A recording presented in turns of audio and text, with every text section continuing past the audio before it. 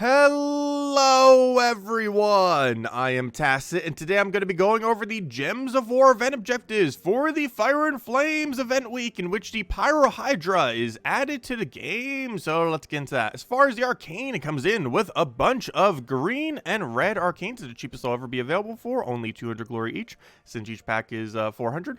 As far as what the troop is, it looks like it's pretty much going to be useless. Maybe we've drafted an arena occasionally, not really going to be used at any point within the game. It does a little bit of scatter damage and then burns enemies.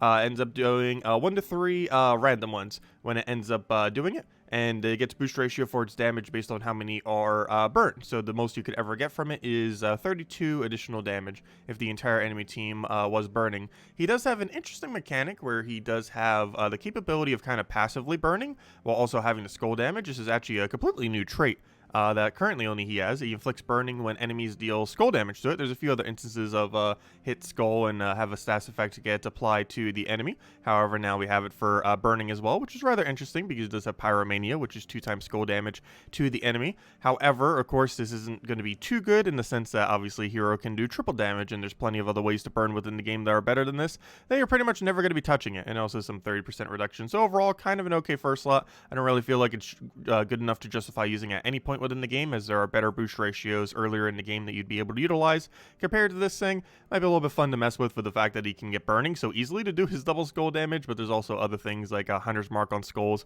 that can more consistently do that double skull damage in most situations. So overall, it does look like it's unfortunately going to be dead content, but the art for it looks pretty cool. Anyway, so everything else that we got going on this week, quite a few things. Since it is St. Patrick's Day this week, I believe 2 days from now, 17th, somewhere around there, we do have the Battle Crasher for the next 5 days. You'll be able to find the Leprechaun in battles, and you get 500 gold every single time. There is a possibility this also has overlap for the first day of the Vault event. We do have a Vault event this weekend from Friday, Saturday, and Sunday, which I guess is another little thing for St. Patrick's Day indirectly.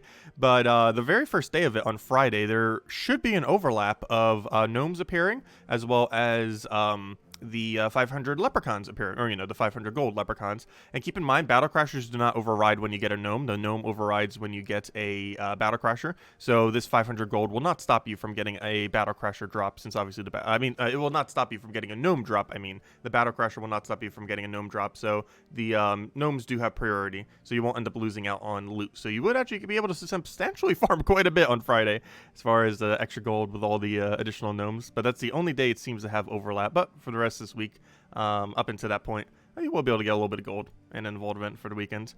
They're still running their gem sale apparently for like the rest of today if you were interested in that. And aside from that, let's go over everything else. So event keys. Event keys is pretty good this week. There are 2 instances, either really early in the game or really late in the game, where you'd want to open. As far as what's available, it's everything underneath the Wild Plains Kingdom, of course, since it is a Wild Plains event week. The everything that you see here is available, with the only exception that the 4 Labyrinth troops are, of course, from the Labyrinth faction. But everything else that you see is indeed available in the event key drop table. There are basically 2 categories of troops that are available that are worth getting from here. If you are a newer player or mid-range, you might want to open up event keys to get or to max the some of the null troops. So this has a typing of troop, kind of like spiders within the game, that technically has a name but doesn't actually show up anywhere on its profile image. But these are all the troops that end up doing triple damage on their ability to a certain color, while also doing double to that same enemy based on a color. And the 2 really good ones are, oddly enough, the 2 lowest rarities: the Savage Hunter for green, and the Gnoll, literally just one Gnoll called Gnoll that ends up doing it for brown. But there's other ones like the purple one and stuff like that. However, those 2 are the really noteworthy ones, despite being the lowest rarity, just because their trait setup is insanely, absurdly good, despite them being the lowest rarity of them all. But those 2, or even just all of them in general, that are in here, which you'll passively get up as you're getting them, are potentially worth getting in maxing with event keys this week, if you so choose. It's really good for Guild Wars. Obviously, we just had a Guild War recently. However, it does occur every single month. The reason why they're so good for Guild Wars is you tend to set them for Guild War Defend. So let's say you're doing a green Guild War Defend team. Well, you can set this, and he does triple damage to literally the entire team, and also double skull damage off the against the greens the entire time, and that stacks with all the other things, and he ends up getting 6 times skull damage, which is pretty absurd, and all of them kind of do something pretty strong like that, though that's the absolute strongest one. So if you want to get more copies of them and get them to Mythic, or just simply get them, now's a great week. The other 2 main things that you want to go for, if you're later in the game, that's more so earlier on, is Ketris the Bull and Lord of Slaughter are both available in the event queue drop table. Both of these are really good mythics, just in a different way. Ketris has a great boost ratio off of every single stat, including magic, even though it doesn't mention it for his boost ratio. Obviously, magic makes his ability still go higher, but literally all of his stats makes him go and do more damage. So as more stats come into the game, Ketris becomes increasingly better. This is also applicable for things where you get more stats, like any game mode where you gain additional benefit. So it's used quite a bit with Yasmin's Pride. However, you can just use it for solids, hit on 2nd slot, hit on 4th slot. It's not normally used in PvP-like situations because there's a lot more stealthies and annoying locations, and it generally gets in the way of how he wants to target the enemy team. However, for things like Delves, for things like Tower of Doom and stuff like that, it's a pretty good option and is definitely worth considering getting. It's even possibly top 10. Yeah, I'd probably say it's top 10 as far as mythics currently within the game. And so is Lord of Slaughter. Lord of Slaughter is one of the best goal spammers in the entire game.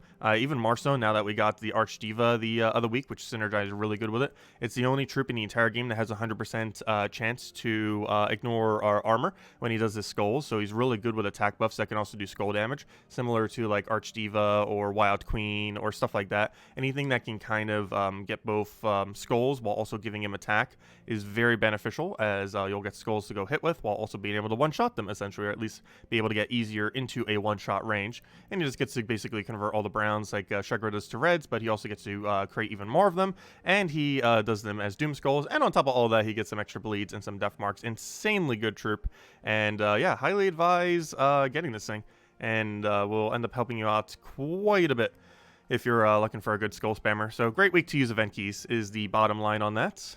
Next up, we got ourselves the Ward Lore event. Pretty straightforward as far as the Ward Lore event. The only thing to really mention is it is rarity order. However, as far as the legendary, you want to prioritize Chief Stronghorn. Aside from that, it's literally just rarity order. The ultra rare is for 8. The 2 epics are for 10. There's 2 legends. The Hydra is worth less, but the Chief Stronghorn is worth more, and then the one worth absolutely most is Ketris Bull, which obviously is the mythic. So basically just rarity order, except prioritize Chief Stronghorn when you see a legend. Otherwise it's just rarity order and should be pretty straightforward as far as a event is concerned. However, we did get a new weapon. We don't always get a new weapon every Ward event. I think it happens about once every month or so. Or maybe, I'm not sure. But every so often we do get a new weapon through the event. And instead of doing the normal about 250 gems, you can end up doing 500 gems in order to get the weapon. It's pretty good value since you still get the 3 tokens and a bunch of other drops like the 8 eligible troops and stuff like that. So I would still advise going for this, though it is a little bit pricier if you're a little bit short on gems, since you basically have to double the amount you'd spend from 250 to 500. However, it's still worth it just to get a weapon that you don't have. It's not too good of a weapon, though. You're never going to use this thing. It deals damage, and it's light splash as well. Oh, never mind. It's just normal splash. But it deals splash damage, and then splash damage is 50%. No, it is light splash. I read that right. But it does light splash and then explodes some gems and of their color. So basically it's pretty bad. If that number was higher, like if this was a 10 or higher, I'd probably say it's okay. It's not like a super small amount, but compared to a lot of other mana accumulators that can also do damage over time, you're almost better off just using Bronzok Pistol or something similar if you're looking for hero weapons. Not only is Bronzok Pistol more damage, but it's also going to be targetable. Oh, it's targetable too, but it's more damage. You get a burn if you're using a triple damage burning hero class, and the most importantly, it's 12 mana cost instead of 14. It's also pretty much the same color, just brown-blue instead of brown-green. So this is basically just an ultimately weaker version of Bronzok Pistol, which you get literally for free. So if you're getting this thing, you're literally just getting it for completionist sake, just to have another weapon for the kingdom. Overall, the weapon itself is pretty bad. Also, as far as the actual restriction, we do have some pretty good options. We have Yagway, we have Ketris, a couple other really good mythics. It is Warrior Striker as far as restrictions, specifically green. Quite a few decent green weapons on this particular one. We did show it with the Yasmin's Pride. But any of the other good weapons, like the Doomed Glaive, I believe it's called, and other similar ones. Oh, also, we got a 22-star for Wild Plains. I almost forgot about that. I believe that's the first 22-star in the entire game. Look at that. I believe we're getting a 23-star for Leonis Empire at the end of the season. Nothing really too relevant about us getting 22 star. Nothing like, really unique for awards there. But better tributes, always appreciated. Obviously, we don't get another stat all the way until 30, so that's way ages from now. That's like literal years from now at this point. Or something else I wanted to go check while I was in here, and I actually completely forgot what it was now that we just got it. Oh, yeah, I want to see what we need for the next level. Next level is upgrade 3 plain pets to level 2. Oh, gosh, that's annoying. That's going to be a hard one. No, luckily we already have it done for this one. Earn 500 faction renown in the faction of the Labyrinth. That's super ridiculously easy. You can literally just get it to a level 100. You don't even need to touch the faction. You can literally just upgrade it and it counts for that. I still find it funny that they have requirements for this. I think you have to get 2,500 by like level 28 or something. But the funny thing is that a lot of people needed it to get the second pet all the way at like level 17 or whatever it was, 16, where you need like double pet. And one of the ways to do it only in the game is to get 2 level 20 pets. So a lot of people already did the pure faction literally to go get like level 16 or 17 or whatever it is. So it's kind of funny that it's a requirement at like about level 28 as well as throughout this to go get faction renown. Because a lot of people who are this far in level already have the factions maxed, or at least further than that anyways. But anyways, so aside from that, let's go over the stuff that we got going on throughout the week. This Tuesday, we got a faction event for Eldrazi, the one that's based on the Element Grim thingy thing. As far as this Wednesday, we have the pet for the Wild Plains bonus. It looks like that little Hydra thing. Obviously, I have a pet there, so we can't currently see it, but it's that little Hydra thingy. Thursday, we got the Shaymin hero class. Shaymin's not horrible. It's very situational. You generally only run it if you're running Catchers the Bull or a lot of Tauruses in your team. It's a class that's almost exclusively just used with Catchers the Bull. However, the synergy is so good that it is worth using in that situation, and it's still worth kind of getting to like level 70 or so just to have for that situation. It might seem weird to have it for literally just one team. However, it is a pretty strong team being able to give Catchers the Bull 11 mana instead of needing to get 22 or something similar off of 20% for him. So getting that full 50% very beneficial for Catchers the Bull teams and is to a sense required. However, you can get that 50% without having him leveled at all. The Shaman hero class, however, having level 70 does allow you to get a little bit of extra benefit, as I believe the level 100 reward isn't really too good, but some of the rewards up until that point are decent for the hero class. So we got that going on this Thursday, and as I already mentioned, this Friday and throughout the entirety of the weekend, we have ourselves a Vault event, which is a great time to be farming anything in Gems of War, particularly Explore or anything that you can kill very quickly, as the more battles that you go through, the more chances you'll have to find gnomes, and the more loot you'll be able to get. A lot of really good gem value, orbs, vault keys, or the vault keys have most of those loots in it, and even a little bit of diamond, souls, glory, gold, all that normal stuff. Really great loot output, and best time to ever farm within the game. You can farm more during that time than you can in like weeks within the game otherwise if you really go on the grind. Anyways, as far as the soulforge, things that we got going on this week is pretty interesting. We actually have both Karandera and Pharaoh Nefertani. If I'm not mistaken, this is the first time Pharaoh Nefertani is available in the soulforge. For any of you that don't know, this is the mythic that came in through Season Pass 2, meaning realistically this week is the first time that free-to-play players have had a realistic way of actually obtaining Pharaoh Nefertani. There have been ways of obtaining it, like you could randomly get it off a legendary task from your guild, or randomly get it off the gem key drop table, and stuff like that. However, realistically, this is the first time a free-to-play player could get Pharaoh Nefertani, other than off of absurdly good luck. So, yeah, if you've been looking to try to get her to complete out your collection, or just to get her for the sake of it, she is around. She's pretty bad, though, overall. Karandera is definitely better if you're going to craft one of these two. Karandera is by far the better choice. But if you need her for completionist sake, this is the first time she's realistically obtainable. Obviously, Karandera is the one from Season 1. She's from Season 2. This one's from Season 1 for Gems of War. And main thing that makes this thing really good is he has one of the better curses in the game, where he gets to 4 times curse the entire enemy team. He's one of only a few mythics that actually has a link going into its own color, and Impervious is always nice. And aside from that, it gets a bunch of damage off of a Doom Skull Convert, which sometimes makes it so you have to hold his ability if you don't have alignment. Overall, he's mostly used for his curse if you're going to be utilizing him. Also, Possessed King, pretty good. He has a lot of mana accumulation. He's used almost entirely for his final trait. However, it's a really good final trait. He explodes 2 random gems every single time he ends up taking an extra turn, and it does stack if you were to get multiple of them. But realistically, you would just need one, and you kind of use it in a Skull Spam team. It's a great way to mana accumulate for a Skull Spam team, especially a Doom Skull team. And while I generally do not advise getting getting legendary troops, as you'll get all of them way before you have every single mythic. However, Yagway is a pretty decent troop and is also usable during this world event. So if you find you're struggling a little bit with it and you don't really have any options for it, Yagway might be a nice pickup this week, just because it's not only a good troop, but it's also really good for the event objective for the word event this week. So if you're struggling with that, maybe worth getting. Though overall, I would try to avoid crafting legends when you can, as crafting mythics are much better due to how much harder they are to obtain, and you'll have every legend way before you have every mythic in the game.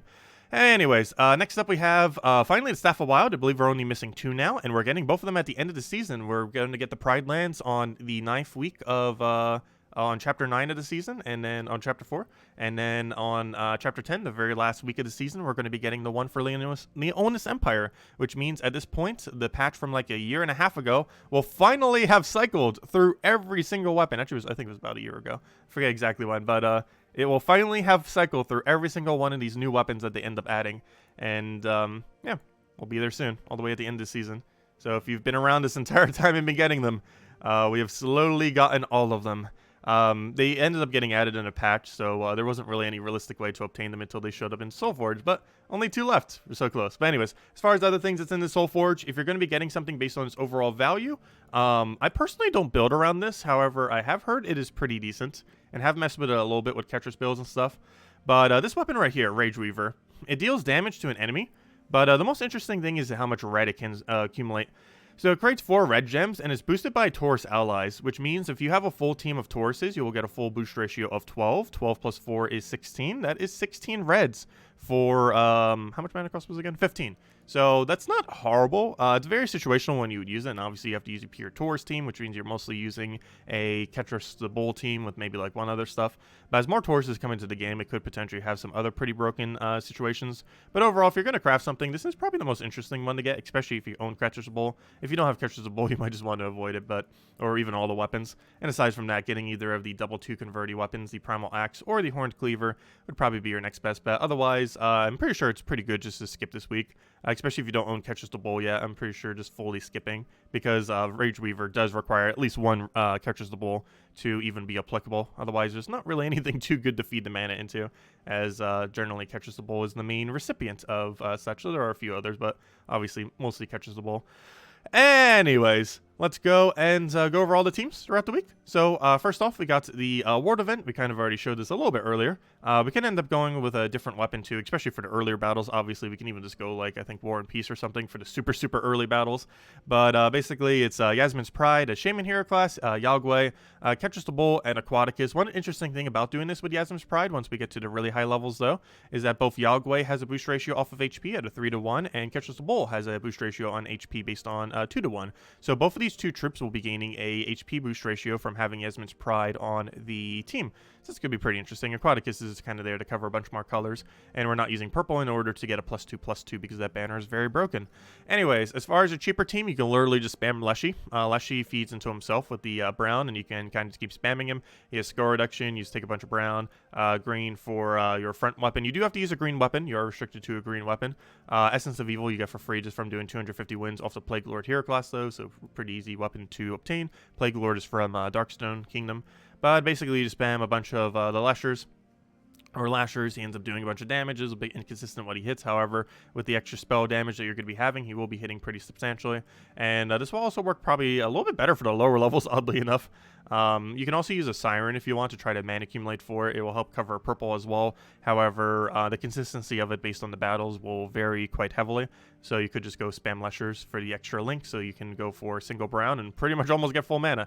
If you surge on brown, that will be almost full mana. It's going to be slightly off. You're going to be 2 mana short, I believe. That should be 10 mana. But it's still going to be a lot of mana, and then whatever else it leaks into the next one, and you kind of just keep spamming them over and over again. No extra turn or board control on them, but the amount of damage it gets out should be pretty substantial. Let's go to the next one.